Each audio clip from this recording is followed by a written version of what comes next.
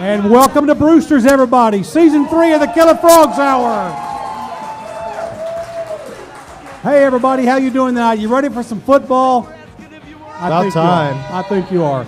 Hey, everybody, I'm Wes Phelan, KillerFrogs.com. With me is Sean Fouché, the Harry Potter, as Scott used to say. Man, No, no, you'll never live that one down. I'll never live that one down, will I? Nor should you. No, that's true.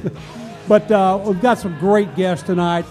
Everybody knows the great LT who's with us today from the NFL Network. See, we didn't call you Basil Mitchell. Go Frogs. And then we have Bram Kohlhausen, the star of the Alamo Bowl. Thank you for having me. Guys, thanks for coming on tonight. You know, Sean, it's going to be a great season. We've got a bunch of new things going on this year. If you're in the house with us tonight, you notice we've kind of gone Hollywood with some new lights. But we had some complaints about people saying it's a little too dark, so we upped the ante. We bought some lights. LT, it's just like being on the NFL Network, isn't it? Yeah, a little bit. A little bit. Yeah. Close. It's close. Yeah, close. Minus about 4 or 5 cameras. Yeah, that's okay. Well, hey, speaking of cameras, we went out and we invested in new cameras. Yeah, we Yes, did. sir. right. Now, you're used to our static camera down there. What Yes. you don't know, in this box and on that stand right there are 2 of our newest cameras. And you see this nice big box I've got, and here's the camera. Now you're saying, okay. It's good packaging. Are you kidding me? But what this will do is it'll let us control it through an iPad or even an iPhone, allow us to zoom in, zoom out, pan, tilt, all kinds of neat effects. It'll actually make us look like we're on the NFL Network. Oh, because I thought that was a GoPro or something. And well, Was that it's what it kind was? of a glorified GoPro. GoPro. And we'd be using it tonight, except the company delayed this shipping of a special piece of equipment that we kind of need for the 3rd time. So we're not going to have it until September 20th at least. But on our September 28th show, we'll have it here for you. Okay, what a great show tonight. Guys, you ready for some football? I'm really ready for some football, especially college football. Oh, is there another kind? I know you're on the NFL Network, but so. college football is it. You got to admit. It really is. You know, I just enjoy the way these kids play, the passion. Again, it's for the love of the game. You know, they're not playing for the money. They're not playing really for the fame. It's all about for the love of the game. Our guy here experienced that last year, right, in the bowl game. He did. Hey, playing for the love of the game and gave us a big win. I mean, yeah, it's like everybody works so hard for 5 years, and then boom, overnight you get on radio You become a shows star. with LT. It's a pretty crazy feeling, you know. After 5 years of hard work, I never think I'd be in this position, but college football is a magical thing. You know, I looked at that video 100 times of you running the ball in the end zone and then giving up and stirring the pot. Yeah. And I like it. what came to mind when you crossed the threshold and did you say I got to stir the pot or? Well, an old roommate of mine, kind of to get my mind off of the whole incident, was asking me what am I going to do after I throw a touchdown or run a touchdown. And one of my favorite basketball players is James Harden, and I see him do it every time he makes a 3-pointer. So I figured I could copy him, and maybe he'd allow that. That's not bad. You could have given it to Usain Bolt and gone like that, but you know what? Stir the pot's pretty good. Yeah. You know what? Before we kick off with LT and Bram, you know, we had some, we talked about our new cameras, and we've had some losses in the program this year. Everybody knows about Micah, and I want to proudly announce that these hats, which we had for sale on Shop Killer Frogs, and I'm not plugging the site, but I'm very proud of the fact we sold 1,006 of these things. And every penny of the profits that we generated from the sale of this cap are going to the Micah Ahern Foundation and neuroblastoma research. So we're very proud of that. And Micah's a special young guy. And somebody thanked me for all that the other day. I said, you know what, don't thank me. The greatest thanks I got was that picture of him wearing this cap. That did it for me right there, and I'm proud that we could do it. And, you know, it's different up here this year. As y'all know, our co-host, friend, best buddy, Scott Nix, passed away last year, and we did a memorial show for him last year, the last one of the season. It was fun. and we had a great time with it. And this year we carry forward without Scott, but he's always going to be right here in our hearts. And Scotty, we love you, buddy, and please be looking out for us against Arkansas and South Dakota State. I know you pull the strings for us to get us through the Oregon game, but we need you the rest of the season. He had a great seat for that Oregon game. Oh, he did. He had the best seat in town. I could almost hear as we blocked that final pass down there at the goal line, I could almost hear in my head Scott just screaming and jumping behind me. And you know he would have been. Oh, yeah. He had a unique voice. He got That's definitely. what I remember most is his voice. Oh, You yeah. know, when he spoke, it caught your attention. Or it could cut through fog, ice, Absolutely. steel, whatever. Absolutely. I mean, he had a voice. And more than once, when I was sitting up next to him in the press box, he'd cut loose with something, and I'd have to go, shh, because it's supposed to be like a morgue up there. You're not supposed to show any kind of emotion or. Yeah, go Scott like was that. not the quiet type. No. No. And more than once, Mark Cohen, who was sports information director at TCU, turned around and went like that. But hey, can't that's help it. okay. He It was can't real. Scott was real. Yeah, we'll miss him, but we're carrying on in his legacy. That's so right. Definitely. Well, I tell you what. Why don't we have these two guys up here, and we're talking about cameras and other things. They Yeah. want to talk about these guys. Oh, is that why they're here? I think so. Okay. So, Bram, let's start with you here. What was it like? And I know it was probably like a media blitz starting off right after that Alamo Bowl win. What was it like, though, when Coach came to you before the game and goes, "You're the starter"? What was going through your mind? Honestly, I asked for a new play sheet because I didn't know where my first one was. I kind of studied that for 24 hours and had people read it to me, made sure I was just on point with everything. And it was kind of hectic. I had text messages. My phone was blowing up. It was awesome. My friends were just going on StubHub, buying tickets, flying in from all over the country. It was a cool feeling, but at the same time, we just knew we needed to get to work and kind of figure out how we're going to pull off an upset victory against Oregon. Hey, how many plays? I'm just curious. How many plays on that play sheet? There were about 45. 45 plays on that play sheet. Yeah, so talk about cramming. I mean, I remember when I was at TCU, you only crammed for like a science test the night before. You got 45 plays you got to cram for, literally within hours Yeah, of it's just starting like on the Alamo Bowl. There's an opener script, and then there's third down, third and short, long. So Had to know them all, goal line trick plays. Well, and Meacham's the kind of coach, though. I mean, I'm sure he probably throws the entire the kitchen sink at you, right? I mean, he's not going to like pare down the playbook just for you. I mean, that two-point conversion that Yeah. Foster Sawyer went into, it's because I didn't know the play. Oh, really?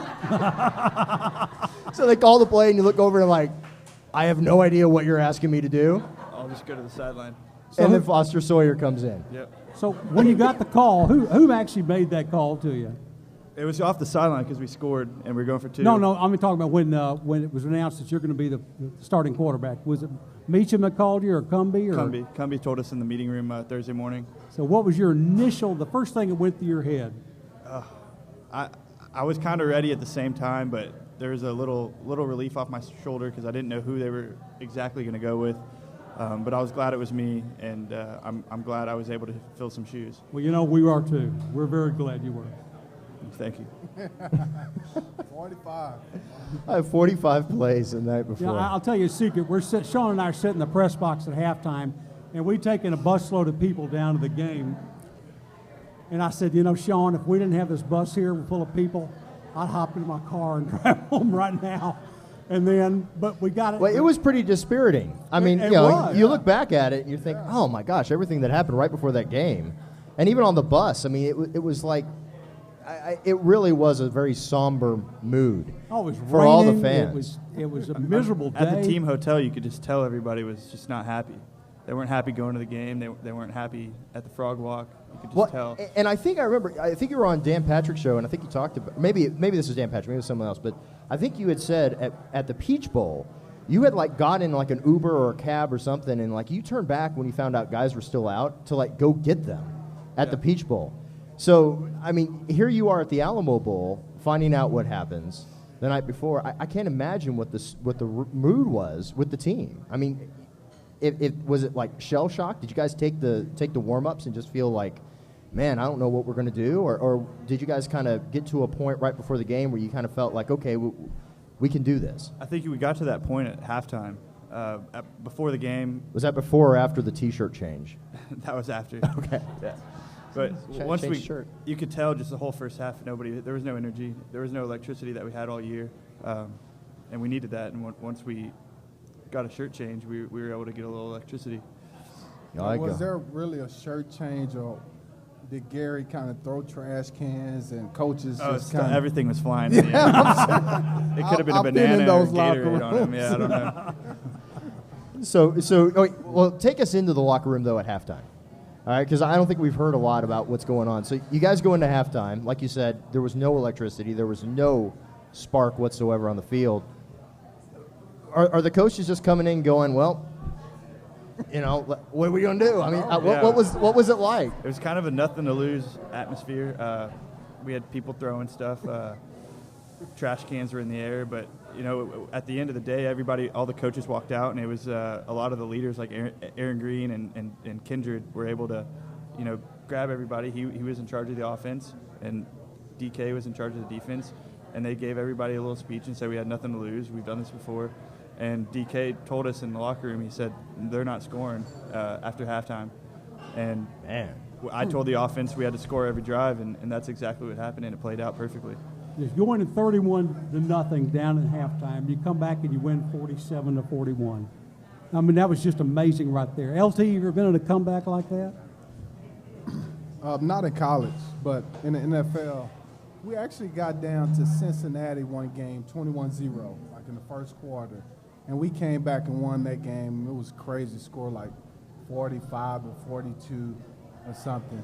Yeah, but I mean, it's pretty... it's pretty disheartening at first when you get down. Oh, I'm sure it has to be. That big of a score. It's shocking. You got to really pull yourself together, and that's when that mental adversity kicks in. Because you got to tell yourself, you know what, we can still win this game. You've gone in the whole week. You're prepared for this game. You think you've got it down, then boom. Yeah, you get punched in the mouth. And you get punched in the mouth. Exactly right. And then you come back and you win. In your case, you beat them, and in Bram's case, how many rushing touchdowns do we have that game? 4. Anything passing? Not that Receiving? game. Yeah. Maybe one more receiving. Wow. So how you liking NFL life now as far as the NFL Network? Is that a lot easier lifestyle for you? Well, on my body, absolutely. But I enjoy being around a game. I mean, I had a great time this past summer.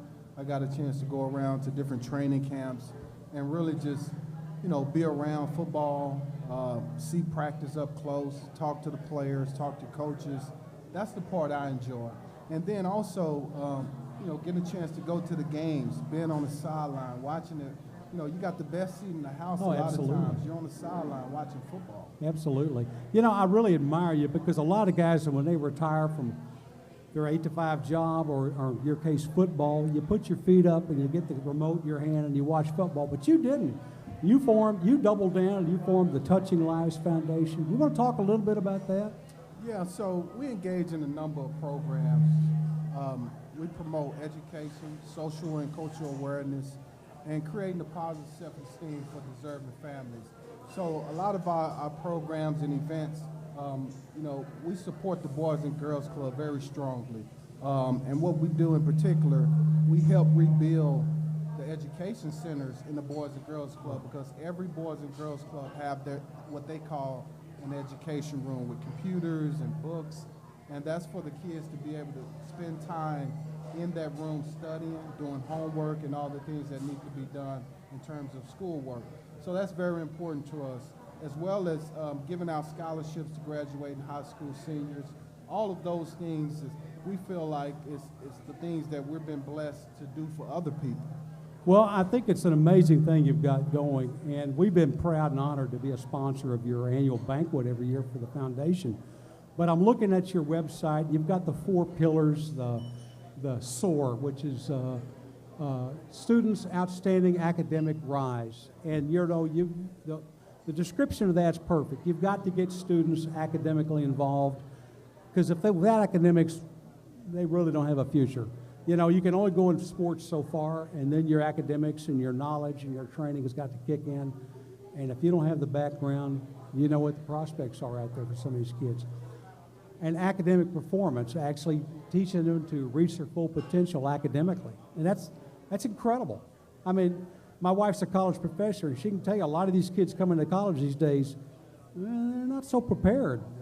And so it's a rude awakening for a lot of them, and getting them prepared where they can write and think analytically and move their thoughts forward on paper and not in a text message is very important. It's And teaching then them how to service. think and not what to think. When you think about it, we want to teach our kids how to think when certain situations arise and not what to think. We don't want to teach them what to think because, you know, they'll be scripted. And the world is a diverse place. No, absolutely. So, So if you got to be able to think on your feet and think on your own and not be scripted, you're exactly right. And then the third pillar of that is your service initiative, the Wounded Warrior Foundation, and you're providing support for the mental health, the marriage counseling, conflict resolution, a lot of things that some of these guys coming back from war zones actually really need. And that's a very admirable aspect of your foundation. And finally, giving. I remember you saying you've given away how many turkeys in the past couple of Thanksgiving? Thousands of them. yeah. Every year for the last decade, we've given away over 2,100 Thanksgiving dinners. Wow. So that's the whole turkey and dressing, you know, all the vegetables, you know, Absolutely. everything. Yeah. It's got to be a rewarding thing to stand there and hand out all that food to people who you know need it and definitely appreciate it. Absolutely, no question. And no, that's what giving is about. But what I enjoy is the thanks from the people, like the God bless yous and the thank you so much, because you can see in their eyes that they really needed this. Yeah. And there's no telling if we wouldn't have provided this, I mean, what their Thanksgiving would have been like. It's just, I mean, it's heartbreaking when I think about people out there that are struggling to eat.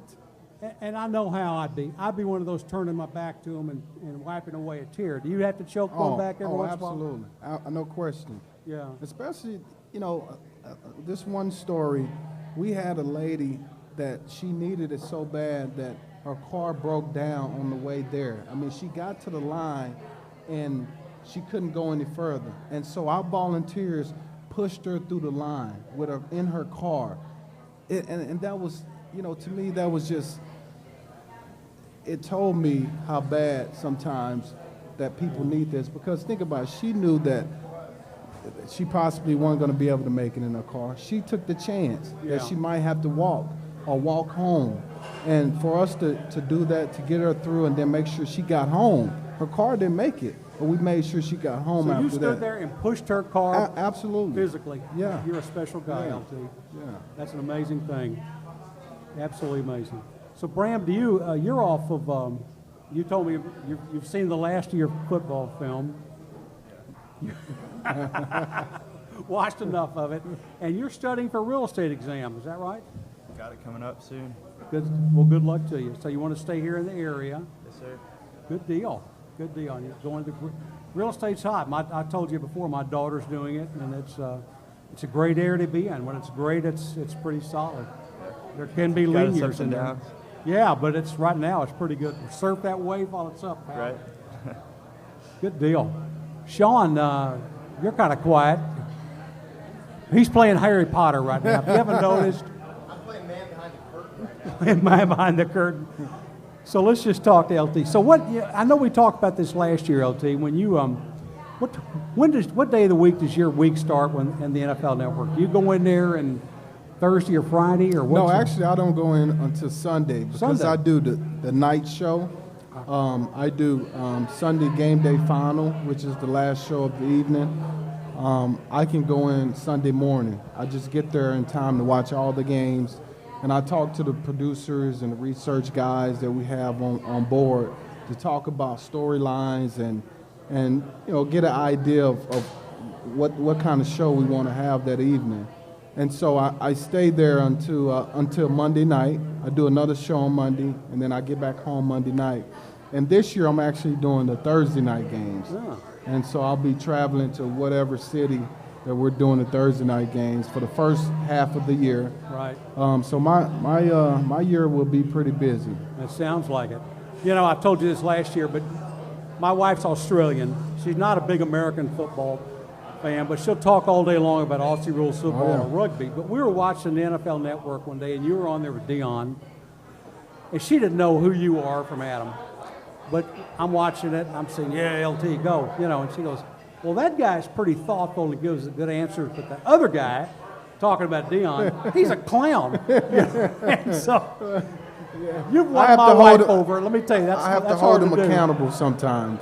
There you go. I have to, you know, he always likes to speak for the defense, and of course I have to speak for the offense. Of course. And everything is always, you know, defensive minded. You know, for example, last year, you guys remember the hit Vontaze Burfict on Antonio Brown in the playoffs that basically, you know, was a dirty hit, I felt like. Right. And so Dion tried to make the argument that he had no choice. Like, he had to hit him in the head with his shoulder. He couldn't stop. And I'm saying to myself, are you kidding me? You mean a world-class athlete cannot change directions and just stop without hitting and injuring a defenseless wide receiver? There's no question about it. So needless to say, I had all the offensive people on my side and some defensive people, but a couple of people, they saw it from Dion's side. Most of them were defensive guys, of course. Is he one of those guys that thinks the game is in favor of offense? Oh, absolutely. Yeah, they can't touch the receivers anymore. You know, it's an offensive game.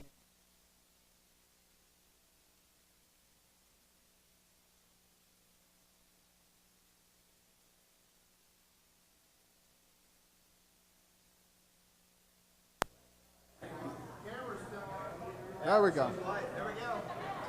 Are we back? Now we're rolling. Sorry about that, folks. Sorry. Technology only goes so far. Yeah. Harry Potter broke it.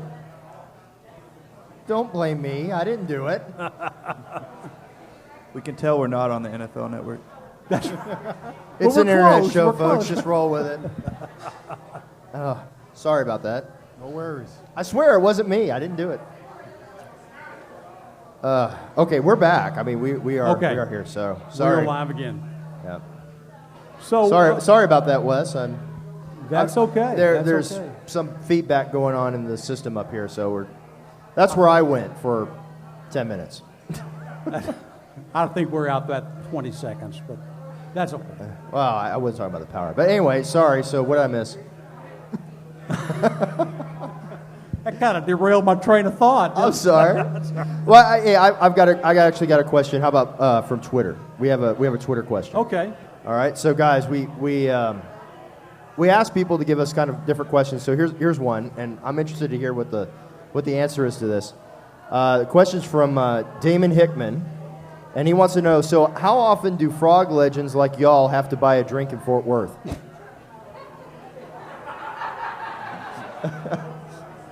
LT probably has more experience with this than Bram. I don't know. I mean, Is that you don't know because you don't remember the last time you had to pay for a drink? Is that what it is?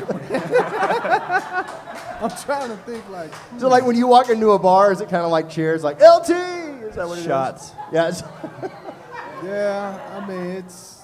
Yeah, I mean people. It's been a while. I mean, I'll buy you a drink. You know, it's good to be a retired legend. I will say. It's good to be the king. Yeah, I mean. Good to be the king. Bram, have you experienced that at all yet? Definitely a little bit too much, but I've learned to take it a little bit slower than you should, or than I did before. So you have experience of walking in and everybody wants to buy you a drink, and you just kind of have You to, indulge in in moderation. all of them, Is yeah. that it? And then you just got to kind of moderate yourself and deny a few, and you got to pick and choose where you're at. Moderation is good, young man. You know, you're luckier because people usually throw drinks at me, not offering to buy them. LT, we got a question for you here from the house. What are your thoughts on Samaje Perine at OU? I think he's an excellent runner. He, he kind of reminds me of Ricky Williams. You know, he has that lower center of gravity when he runs. Very powerful in his legs. You know, but you know, I don't think it's nothing that we can't stop. Nothing. Frogs. Well, we stopped him pretty good last Yeah, year, didn't absolutely. we? Yeah. And another question: have you been measured for your coat for the NFL Hall of Fame yet? I have not. I'm not eligible until I guess this season. Yeah, this season I'm eligible, and so I guess I don't know Who's when counting? the voting starts. Yeah, I was gonna say you don't have that date circled on your calendar right there. Well, I know I find out at the Super Bowl, Okay. and the Super Bowl is in Houston this year. So just in case I'm somebody wants to excited. go ahead and get that out there, it's a 44 long or 40 regular. Yeah. 42. You know what? I'm not sure. I have my suits custom made. There you and go. So I don't even. I mean, Hey, he's Okay. got some nice suits, Wes. Have you? Oh man, you Seen got him on some TV. nice suits. thank you. Yeah. So who's your tailor? A guy named Brent Lobb. Brent Lobb, Yeah, he's out of Dallas. local guy. Yeah, local guy. Fantastic. Been had him all my career, my entire career. Had the same guy. Well, that explains why you're so sharply dressed. Yeah. Man. Oh, speaking of the NFL Network, you guys have been, and maybe you guys covered this while I was gone for 10 minutes, sorry. But you've been traveling a lot with the NFL Network this summer. And you've had, you even had one of your camps recently, down in Athens, Texas? Yeah. We did one in Athens, Pennsylvania, and we also did one in Abilene. this year. Abilene, okay. That And was of course what it the one at TCU. Right. You know, we always do the one at TCU. You are a busy man in the summertime. Well, I mean, I like to stay busy, and I'm 37 years old, so I'm still fairly young. You know, I can run around. I'm 39. Don't act like 37's old, man. Hey, I'm 65. Don't give me that stuff. You, Yeah, no. you puppies. You're a to spring kids like Bram, chicken. they like, well, he's a little older. Slightly There, older. no time. And that game aged me a lot, Bram. Let me Oh, tell yeah. you. I was 47 going up in the press box in that game. No, me, that game aged me. I went to a ski trip in Breckenridge and had skis booked for 5 days. Didn't ski one day. I couldn't do it. Couldn't get up. No. Couldn't get in the lift. You know why? Because he was partying. That's Oh, is that why? Because he was walking into all the bars at Breckenridge. Everyone's going, Bram! That's why. That's why he couldn't get up in the lift. It wasn't the legs. I think that only works here in Fort Worth. Oh, is that what it? That's a nice perk. So after that, just real quick on the aftermath of that game, was there a point in that, or right before the end of the game, was there a point in that game where you guys were like, we're not going to lose. We've got this. This is ours. I think once you get to overtime, after you get up or score 31 points unanswered, you kind of made your mind up, the whole team. I think the fan base did too, that we couldn't lose that one. Well, talk about fan base. I mean, it almost felt like half the city of San Antonio turned out for that game dressed in purple. You know what it reminded me of, Wes, was the Sun Bowl. Remember the Sun Bowl? Yeah. This guy knows what I'm talking about. It was like the entire town of El Paso, El Paso's a town, a city of El Paso, shows up dressed in purple because we're playing USC. I mean, that must have been an amazing feeling for you. It really was. It was, we felt so disrespected for that game.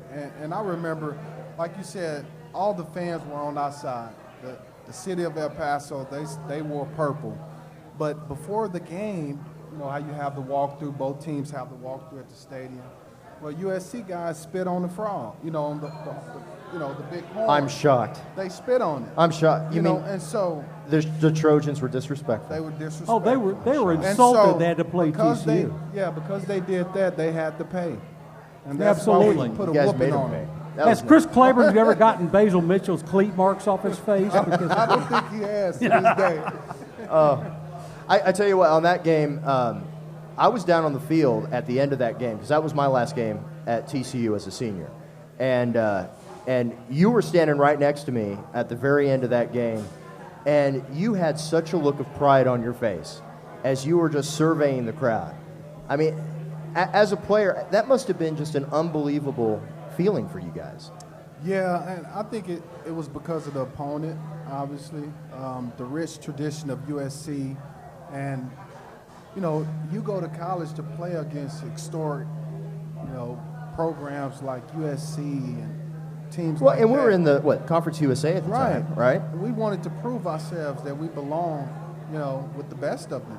Well, you guys And did so, at the end of the game, when we had done it, we were looking at the scoreboard, it was a sense of pride. It was like, you know what? We just beat them. We Right. beat USC. Well, and Bram, how does that compare to how you guys feel about playing Oregon? I mean, here's a storied program in Oregon. I feel like it was the same situation. They didn't respect us, especially when. Did when they Trey spit on the goes frog out. too? I didn't see any of that. Oh, but, okay. They had a little TC Who chant going on when we were riding around the riverboats and everything. That's so original. Yeah, really. But they played for the national championship the year before, Right. And then you're playing. They're a perennial house every year, and we are too now, and we're beating them, and that's a good feeling. But So- just revisit what you just said. They are a perennial powerhouse, and we are too. And we are too, definitely. Yeah. I heard LT say it the other Hear day. that? I mean, compare and contrast how we felt when we were walking the desert of football conferences, right? WAC, Conference USA, Mountain, and we now get from the guy who started it all to the guy who's just put an exclamation point. TCU has arrived. We are a powerhouse. But I never felt like I never felt inferior to other programs or conferences, even when we were making all those different transitions to different conferences, because I remember the Southwest Conference. I remember TCU playing against Texas and Absolutely. Texas A&M and winning the Southwest Conference. So I just felt like we got screwed. I did. I felt like Well said. whenever they split up and they formed the Big 12, I felt like we got screwed. Oh, well, yeah. I agree with you. Yeah. But I think it was probably, in retrospect, probably the best thing that ever happened. Because we weren't ready at that time to move up into a bigger conference. Our budget wasn't there. They didn't have a commitment fully. Had a lip service commitment, but they didn't really start doing what they needed to do until we got that slap in the face and put back into the WAC and then Conference USA. And I remember Herrick Hyman said, well, I'm setting a plan for the next 10 years, 15 years. And he did. A lot of what they're doing now is part of that plan that started when he was there and Franchione was there. And they've executed and stuck to it and improved upon it when it needed improving. But that's that original Eric Hyman plan and Franchione plan, and they did it. They pulled it off.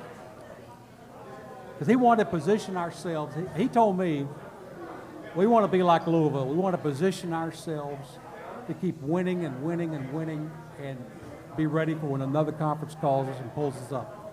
And every step along the way, we've improved and won. And now we're in the Big 12, and we've improved and won. And now the next step is to win the big one. Yep. Well, and let's talk about the big one, the playoff now, national championship. So, Brandon, like you were talking about, we played Oregon, who had played for the national championship before, and this year we're seeing a lot of people in the media, and no offense to your profession, we know what sort of stock we take in some of these guys in the media, but where do you feel the way the program finished last year, going into what we have now, with Kenny Hill taking the reins now as starting quarterback? How do you feel about this team stacking up this year, being prepared and possibly running the table on the Big 12 and getting a shot in the playoffs? I mean, if you look at last year at the end of the game, the Alamo Bowl, I had a whole lineup of freshman receivers out there. We were playing basically with our 2-0 line. Our defense were all freshmen, sophomores, most of them. So if you look back at it, I mean, we were basically playing with this year's team last year.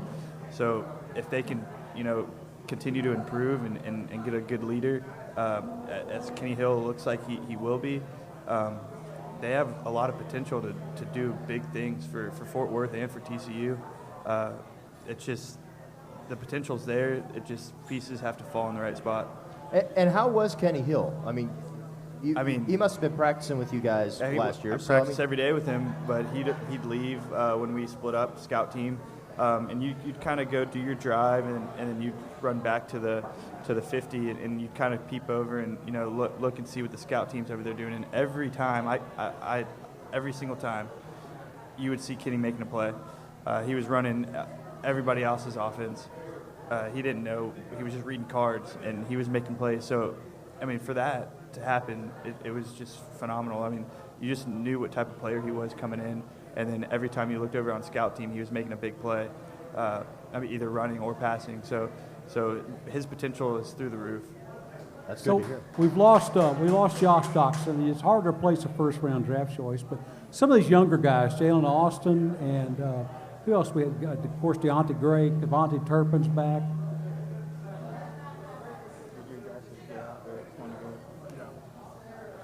What do you think about some of these young receivers they got out there right now?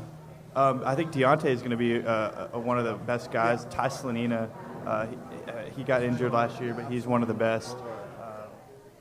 These young guys they really bring it every day. I think they copy Doxson's work ethic, and his work ethic was it was 100%, 110% every day, and it kind of wore him down, I guess, and he ended up getting hurt. But he's a great player, and we have a bunch of them across the board that are coming out.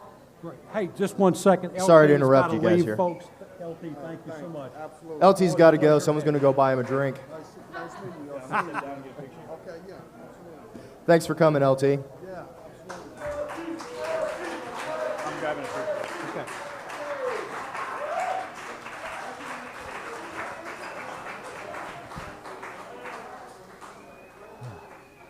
Well, that was So, it. well, we'll take a second here. And while LT has to go, he had a prior engagement, so he were kind enough to give us half an hour or so. One more hand for LT, guys. Come on.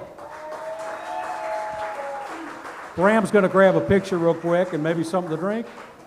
Nope, you're good? Okay. So Someone buy Bram a water, please. while we have a little break, let me tell you what's going on tonight at Brewsters. We have $3 Fireballs.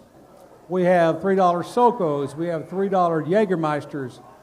$2 Jack Sliders. And let me tell you, I had one of the Jack Sliders. You had Oh, half yeah. of them. I had half of whatever you couldn't finish. That was fantastic. Those sliders are amazing, folks. Well, it's They're made- worth well, $2. Caramelized, Caramelized onions and onions. Jack Daniel's sauce. So, I mean, kind of had me at whiskey, In fact, right? if you want to buy your friendly host a Jack Slider, Sean and I would gladly consume them for Yeah, you. no one ever buys us anything. Nah, we never get anything. Oh, we're and good. then we have an all-new happy hour with 1/2 off of appetizers. So, folks, Brewster's have been great to us. Buy some food, buy something to drink, have some fun. And we got Bram back with us right now. So, oh, you got all kinds of goodies going here. Look at that. Join the Letterman's Association. Oh, look. Sorry, what was that again? Finally joined the Letterman's Association. It's about time. There you go. So you can go to Greg- the. was Greg Blackwell back over there just kind of stalking you out? Is that what it was? So you're going to be at the game Somewhere. Saturday at the Letterman's tailgate? Oh, I might have to stop by for a little bit. Oh, I think you might have to. Yeah. Yeah, you probably haven't been over to the tailgate because you're I haven't at the tailgated team before. hotel. and I've never tailgated a football. never game. tailgated. Well, let me just tell you about TCU. We have some of the best tailgating in all the Big 12. Really? Yeah.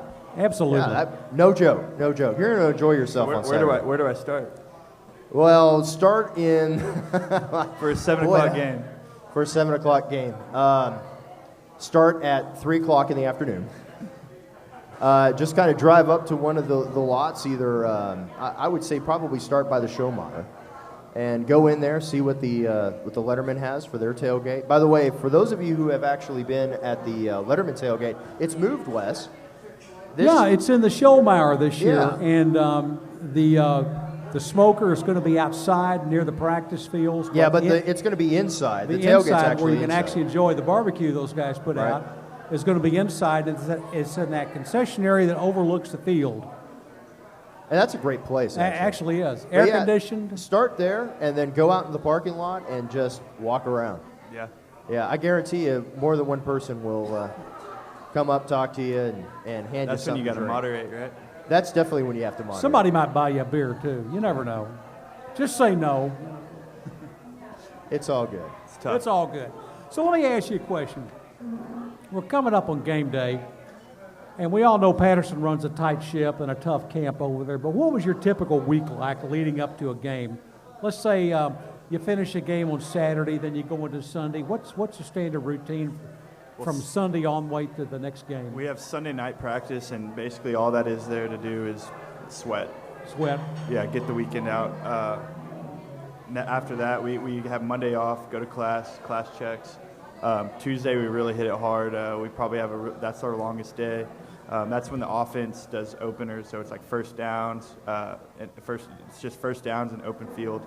Come back on Wednesday, and that's when we start focusing on score zone and red zone. And then when we come down on third downs on Thursday, it's a third down day. And that's when we kind of compete with the defense a little bit and try to get third and short, third and medium, third and long. Does he still do a practice of the singing of the alma mater and the fight song? Oh, yeah. If it's your first year at camp, everybody has to stay later after meetings and make sure they know the alma mater and the fight song. And you better sing it, right? Oh, you have to sing it.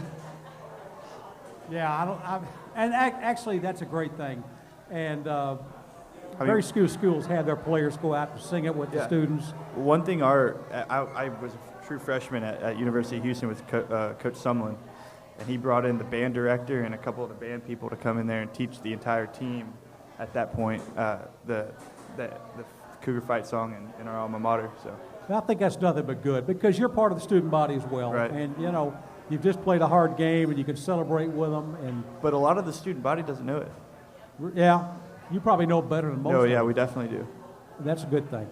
And one thing that always impressed me at Patterson is when you play a service academy. I don't think we played any while you were there, No. but he'll always have the TCU team go over and stand behind the service academy when they're playing their national anthem or their alma mater and fight song. And I think that's a very classy and impressive thing for that coach to do.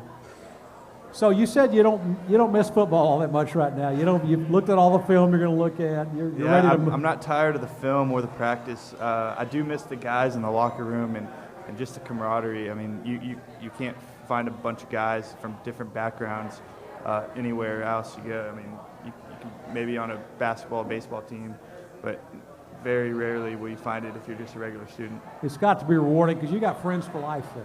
Yeah, and they came from all over the country and all different backgrounds. You sweat together, you bled together, you won, A lot you of us lost. cried together, It's yeah. incredible. You cried together. Yeah. It's an amazing bond you've got. And I used to admire Scott so much because guys that he played with, and WC, his brother, and all those guys, they form a real kinship and bond throughout their lives. And Scott was always telling me about somebody he played with who I couldn't even remember. Some guy's a third teamer, but they're still buddies. And they still keep in contact, and they always will. Right. Very impressive, very impressive. So have you looked at all, I know you don't look at any film anymore, but have you thought about our opponent coming up this week? I have nothing about them. They're Jackrabbits? Okay. That's news. That's news to Yeah. him. Jackrabbits. Okay. Have you ever played a Jackrabbit before? Nope. Okay. Got to. I don't think we have either, so it's the first time for everything. Yeah, Jackrabbit, Horned Frog. That's going to be an interesting matchup. Yeah. Well, okay, Wes, let's talk about the game. So what have you learned about our Jackrabbits from the press conference the other day with Coach Patterson? Well, I mean, if you go to a Gary Patterson press conference, every team you face is a potential national championship contender. But in their division, which is I guess 1AA or FCS now as they call it, they're pretty stout. They were 8-4 last year. They let me just run a few stats by you here. They averaged 28.4 points a game, gave up 17.3. Okay. They beat that average is probably going to go up a little bit on probably Saturday. go up a little bit. Yeah. They beat Kansas by 3 points last year. Well, that doesn't tell us anything because we've had a problem with Kansas the last couple of years. Yeah, I know. Kansas has had our number the past couple of years. Fortunately, we won. You remember that score last year? They made us sweat a little bit, and they really made us sweat up in Lawrence a couple of years ago. Yeah. But we pulled it off. But, for some reason, teams seem to have another team's number for whatever it's worth. I just wish it wasn't Kansas. Yeah, I know. Better them than SNU, I guess. I don't know. That's true. That's But, true. they have two running backs. They run a fullback and a running back. They've got their quarterback. They just announced this week is going to be. He wasn't the starter last year, but he played quite a bit. It's Taryn Christian. So we're going to have two brand new starting quarterbacks on the field on Saturday. He's 6'2", 215 pounds from Sioux Falls, South Dakota. They've got 7 returning starters on offense, but some of the returning starters are not starting this year. In the case of last year, they had Zach LaHan, who was a starting quarterback, and this year Christian's beating him out for the job. So, Bram, since we're talking quarterbacks here, compare and contrast this. If you're a quarterback on a visiting team coming in, playing against the Horned Frog defense you're familiar with, how would that make you feel? Just knowing from your experience with our defense, what should a brand new quarterback see out of this 4-2-5 defense of Gary Patterson? Honestly, what's going through my mind would be not to turn the ball over. That would be my game plan. Try to nickel and dime it down the field. So just game management for the most part from the quarterback? Yeah, game management, hold on to the ball, and maybe take a shot here and there, but you're not going to get very many. Well, I hope that's right. I hope our defense comes ready to play with their ears pinned back. The coach always has them pretty ready to play. I mean, Patterson, the first couple of series, they may get away from something. If you know with Patterson, though, that defense starts clamping down. And like you saw in Oregon back in January, in the second half, that defense clamped them down hard. It's almost like he knows what play they're going to run, like the corner blitz against Baylor. And you call me Harry Potter. I actually know a secret about that, but I'm not going to reveal it because he might. Don't say it. It's not worth it. If you remember I won't say the secret, but if you remember the Liberty Bowl a few years ago. Oh yeah. And Colorado State, who's ranked in the top 25, they got a touchdown in the first series, I believe, and from that point forward, they got nothing. And they had like 80 total yards the whole game. And I learned how he did that, but I'm not going to give that away. Do you remember the punt formation Oklahoma State messed us up with? Oh yeah. With like 3 offensive linemen, 6 receivers, and yeah, it was very odd. It was a very crazy formation. Yeah, like the quarterback lines up in a punt formation. You can have 6 eligible receivers downfield. Right. That play, we copied it, and there's a rule against it now in the Big 12, and I think in the NCAA. You can only run it on third downs, but... Oh, I didn't know that. Yeah, we ran it against Oregon, third down. Yeah, I remember we did some weird splits and things like that, and we were kind of asking, it's like, what was Meacham thinking there? I mean, what was... So that's kind of where he got it from? He was copying it from Oklahoma State? Yeah, because, I mean... They kind of ate us up about it. It was a rough one. Yeah, well, talk about teams who have our number. Oklahoma State seems to be that team, especially when we go up there to play them in the house that Boone Pickens built. Yeah, that's a pretty tough game every week. That's a tough environment to play. Yeah, what's that like as a player? I mean, let's just make this a general question. What is the toughest stadium to play in the Big 12? I don't even want to say it. Really? It's just because it's hard to say, or it's just because I don't want to say it. Okay. Because I'm superstitious, just like Coach P. And okay. I don't want to say it. That fair enough. Well, compare and contrast though, playing in front of home crowd at TCU, and the other crowds that we have along the Big 12. Is the home field advantage that we have here at TCU? I think the home field is great. Yeah, putting the students right behind their bench is, I think, a great advantage. I think one of the easiest places to play was Texas when we went down there. Really? Was it just because it was just a sparse crowd? Maybe because it was Thanksgiving. Okay. But it was quiet the whole game. It was library. I mean, when you can bring that many people to a game, you shouldn't be able to hear. Right, exactly. Well, you guys did a pretty good job punching them in the mouth at the beginning, and I think they still have that, what we were talking about, TC Who kind of mentality down there at Texas. So that's it's nice to see you guys go down there and beat them up. That's very nice. That's 180 degrees what it was like when I was in college, because I remember sitting in the stands watching them beat us 81-16 and thinking, oh, God, will this ever end? But now we're the ones on the other side kicking their tail. So you said you're superstitious. Do you have one little ritual that you went through before every game? Usually we did like a high five with Trayvon before every game. Said the same prayer. I'm a left sock, right sock guy. Yeah. Nothing's changing on game day. It's the same routine every day. It's just like the quarterback warm-ups, they don't change. Same lines, same partner, same everything. Now, speaking of that, we asked Foster Sawyer what his pregame ritual was. Do you know what it is? I bet he just listens to music. Do you know what type of music he listens to? Girl, like Rihanna and stuff. I don't know. No. Oh, heavy metal. Heavy metal. It's got to be. No, not heavy. You'll never guess what Foster Sawyer listens to before a game. I guarantee it. You'll never guess it in a million years. What would it be? He listens to Christmas music. What? I'm not joking. The guy listens to like Jingle Bells before the game. No, we asked him that'll that. put you in a good mood. Oh, and that was his whole point. His whole point was it makes me happy.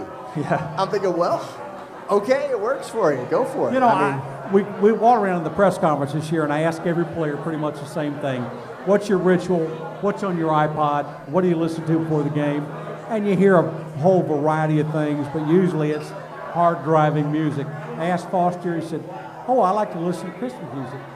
Now, I've never heard that from anybody. I thought he was joking when he said it. Yeah, did too. I thought I was just pulling our leg. Just But like, he said it's my yeah. favorite time of the year. I love the music. It gets me in a good mood. And I said, okay. I think that's why he was so pumped up about our Christmas card we sent out last year. Just Christmas is Did y'all this time see that? of the year. Y'all didn't see that? I don't think I saw that one. Wow. I don't know where you guys are. It was blasted all over the internet. Christmas time. Kenny Hill with Santa Claus. We were all in tacky sweaters. It was great. I'll have to go back and check it out. We were a little preoccupied during the Christmas time. But yeah, I tell you what, it was very interesting to hear Foster Sawyer say that Christmas music is like his favorite thing to listen to before a game. He was the only quarterback that was pumped up legitimately about our Christmas card. Really? Nobody else wanted to wear the tacky sweaters? Nobody. Or? We did it my freshman year at U of H. Right. And so was it your idea to do that? It was my idea, and I'll always praise Foster because he was the only one with it. So he backed you up. Yeah, he was like, we got to do this. We got to get the tacky sweaters. We got to play a little sleigh ride while we're doing this. Yeah. That was what it was. I tell you what. So hey, why not? All right. So let's talk a little bit about first game of the year, right? We don't know a whole lot about South Dakota State to the point where they've got some new players coming on, new quarterback. But take us through first game of the year. What is it like as a player to not play a conference champion, to not play someone in the typical way, BCS, the playoff conference champions, the Big Five conferences. What's it like to start off with someone like a South Dakota State? Is it a little bit in the back of your mind? It's like we're not really playing one of the Power Five conferences, or are you guys always just full straight on? It's an identity that we have as Horned Frogs. I mean, we want to beat them. We want to beat them bad, and we want to play, I guess, frog football. And I think every week you bring that, no matter who you're playing. South Dakota State, it could be Alabama. Who cares? We're going to come out with the same mentality and come, kick your butt. And Now, did you ever meet Coach Bumpus? Yeah. He used to give a famous speech before every game. Yeah, no, he was the general, man. Did he come back in and do it for Coach Patterson, or? No, I haven't seen him since my first year, since the Peach Bowl. I haven't seen it. You've heard what the speech was, haven't you? I mean, you might have to refresh me on that. Well, I'll leave out the dirty words, but because we're a Christian audience here. But football is a violent sport played by violent men. So let's put a smile on our faces, murder in our hearts, and go out and kick the teeth. There we go. Yeah. I mean, that's what we're going to do every game. So I don't think South Dakota State's really going to throw us off. I think we're going to come out and show everybody our identity. Well, like I said earlier, I mean, we are pretty much fielding the same team that we took to the Alamo Bowl, sans you. Mm-hmm. So, I mean, and from what we've heard about Kenny Hill and what you've validated with us today, I think the Frogs are in good hands. I think so too.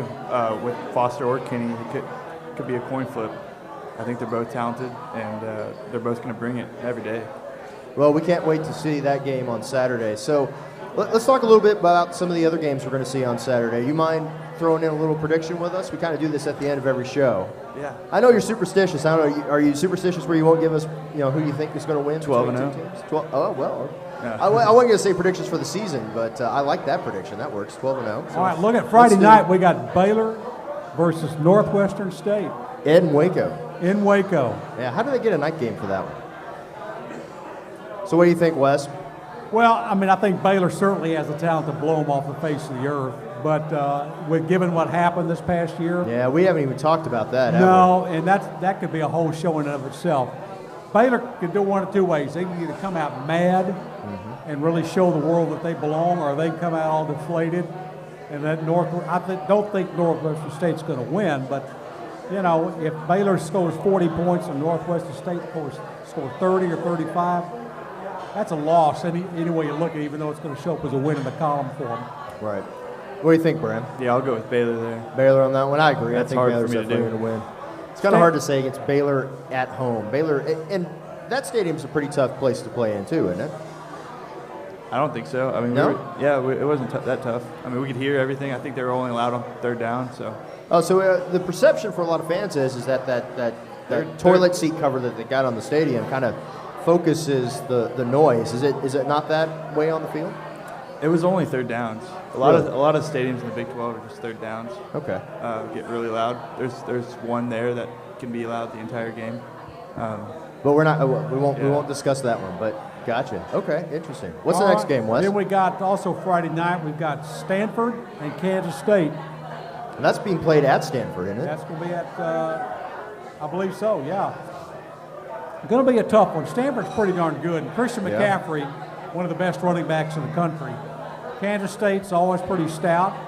Now, Well, they've had a lot of changes in the offseason, too. They've had a lot of changes, too.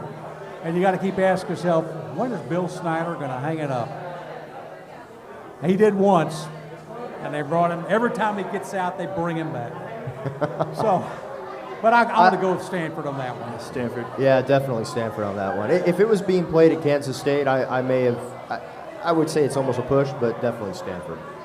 Okay, on Saturday, West Virginia and Missouri. That could be a tough one. Well, West Virginia is always a tough game. Always a tough one. And that one's actually in Morgantown, from what I'm seeing Yes, here. yes. So, yeah, I'm going to say West Virginia. I'll go with Missouri. Really? Whoa. All right. I mean, New coach we got up- a new defensive coordinator from our backyard, so. Well, that's true. right. Yeah. Yeah. They got a new head coach. So you never know. But, you Yeah. know, okay, so you're West Virginia, you're Missouri. Coin flip. I'm going to stick with the conference. I'm going to go with West Virginia. All right. Very good. Oklahoma and Houston. That's going to be a barn burner, I think. That's being played in Houston. That's kind of an odd thing. At Reliant. Yeah. Or NRG. That's right. It's kind of like the playing out at the AT&T Stadium, right? Yeah. So when I saw that at first, when I saw it was being played in Houston, I was thinking, man, what? Oklahoma first game of the season is being played down in Houston. That's kind of weird. So I mean, somebody coming from Houston, what do you think? What do you think of the Houston program so far? I think they're going in the right direction. Right. I don't think they're going to have that coach very long. But, I mean, it's always just a stepping stone. I mean, you can see the previous coaches, you go somewhere else. Well, I know a lot of the Houston fans want to be in a power conference. Texas can't handle that. Not like the state of Texas, I don't think. So it kills a lot of recruiting. I mean, Right. LSU, Ohio State, why are they so powerful every year? It's because they're the only Power 5 conference team in their state. Right. I don't know if there's not a lot of other states out there like that. Well, that's a good point. We didn't get a chance to bring up expansion.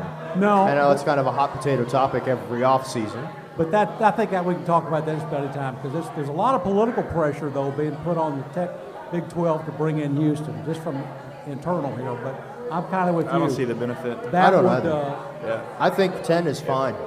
Yeah. You know, that round robin schedule. I mean, as a player, do you guys like the round robin? Being able to play everybody every year? It can hurt you, and I mean, look what it did 2 years ago. Right. I mean, maybe we get a Bit of a log maybe jam. we get a rematch with Baylor, something like that. Like Coach P says, I mean, you just got to work it out to where it benefits the whole conference, not just a winner and a loser. I mean, or each divisions. But that idea of playing everybody every year, is that something that really kind of is a really nice thing for a player to kind of look forward to, because you can kind of build rivalries in that? Yeah, reason? I like that a lot, but I would like to see it, you know, kind of turn around to where the two best teams play not by division, but by rankings or standings, and that would be nice. Excellent. All right. So I guess we're all picking Oklahoma in this game. I'm picking Houston. You're picking Houston. Whoa. Greg Ward. Wow, that would be a major upset to start. Well, maybe not major, but that would certainly be an upset to start off the season. That would put fuel to their fire about coming to the Big 12, though. That really would. That really would. And that would certainly make Oklahoma a very dangerous opponent. I kind of agree with Bram. I mean, but they have made a commitment. They built the new stadium. They paid their coach, what, $3.5 million a year? It's a big jump for a school like that. It doesn't have the revenues coming in that you get from a major conference. So, okay. Well, I'm going to stick with the conference. I'll say Oklahoma's going to win that game. All right. Okay, Oklahoma State, Southeastern Louisiana. OSU. OSU, no doubt about it. Yeah. You got that one? Kansas and Rhode Island. Kansas. I like how you didn't hesitate. Kansas. Yeah, I think it's good for Kansas to start off the season with a win, and I think they're more than capable of. I think give Kansas a few more years to kind of figure things out. I think they'll kind of be back in the thick of things. Yeah. TCU and South Dakota State. Well, let's say that to the last. Okay. Okay. What's next? Texas Tech and Stephen F. Austin. Texas Tech. Yeah. Tech. Texas Tech, no Yeah, doubt about that. That's being played in Lubbock, though, isn't it? I would Yeah, be- it is. It's Lubbock. It's not going to be Nacogdoches. Yeah, no, that's actually opposite our game. So, yeah, in Lubbock at 7 o'clock on well, it says Fox Sports. So we'll see. Sunny Lubbock, beautiful Lubbock. Dusty Lubbock. Okay, Iowa State and Northern Iowa. Iowa State. Yeah, Iowa State. Iowa State. They got a new coach. He's out to make a big impression. Okay, then we come to Sunday, Notre Dame and Texas. Notre Dame. Yeah, I don't know if they've righted the ship down in Austin yet, and I think this is kind of where the rubber meets the road this season. And if they can't get things going this season down in Austin, I think they're going to have a coaching change on their hands pretty soon. Yeah, I agree with that and one. I don't know if they figured out their quarterback situation yet. I guess we'll see in this game against Notre Dame. That's kind of a trial by fire, though, with that team. Well, So it looks I'm like gonna they're agree leaning with towards Bram. Shane Buechele, the starting quarterback, but he's a true freshman, I believe, isn't he? Either that or he was a redshirt freshman. I can't remember, but young guy. I mean, He's a true freshman. he is a true freshman. Okay, Yeah. so I talk about trial by fire. You know, I mean, Notre Dame's not a pushover team. It's not a bad team. It's a good team. No, absolutely not. And I agree with Bram. I think Notre Dame's going to win that game. I don't think it's going to be a bloodbath by any stretch of the imagination, but I think it's going to be a very tough game for Texas to kind of stay in it through all 4 quarters. Notre Dame beat them pretty badly last year, 38-3 Yep. in South Bend, Yep. but I still see Notre Dame coming in. Well, and Texas had a lot of problems going into the last season. Yeah, And yeah. I think And they don't now? Yeah, well, okay, yeah, they do have a lot of problems still, but I think they've got less problems than they had last season. And, that one's being played in Austin, so it's a little bit different than playing in South Bend. Okay, so that leads us to TCU versus South Dakota State. Sean, what you got? Well, I'm definitely picking TCU on this one. I'm not going South Dakota State. My thing is, and Bram, we usually just give a score on this last one. I'm going to say TCU is going to score, let's say 48, South Dakota State 17. I'm going with the Frogs. I think it's going to be 42-0. Oh, a big goose egg. I like that. Shutout to start the season. That'd be a nice start. That would be. I'm going to go with 55-13 TCU. All right, so we're all pretty much double-digit win. So Yeah. good. Big win. Kenny Hill has a great game. Foster Sawyer takes over in the second half. Gets more a couple of experience. his own. Yep. Gets a couple of his own. I agree. Good confidence going forward. Play Arkansas the following week. All right. Well, excellent. Well, Wes, I think that's the last of the games, and And the last of our time. we are just a few minutes over an hour. Bram, thanks for showing up today. Yeah, thanks for having We me. do appreciate it, guys. Bram Bram. Kohlhausen. Thank you guys very much. And next week, Wes, we've got the leading scorer in TCU history. The all-time greatest kicker, Jaden Obercrom, Yep. will be here. I can't wait to ask him about his shoes. And we'll have the esteemed W.C. Nix filling in for me because I have to work. Yeah. Sorry. Sorry. And then Jaden, and we might have another guest in there, but we'll talk about that later when they definitely. confirm. All right. But stick with us here. We've got some big guests we're trying to bring in every week for you. Some big names. I don't want to throw them out there until I've got them confirmed, but you'll know them when you hear them, and you've heard them before. And some of them you've heard them as they play their guitar and on the radio and in the concerts. No, it's not Gary Patterson. But they Although are. we're working on it. But we're working on it. All right, well, Wes, Bram, thank you guys. Start for another new season. We'll see everybody else next week with Jaden Overchrome. Until then, How about a big Go Frogs? Go Frogs. Go Frogs. Football's back.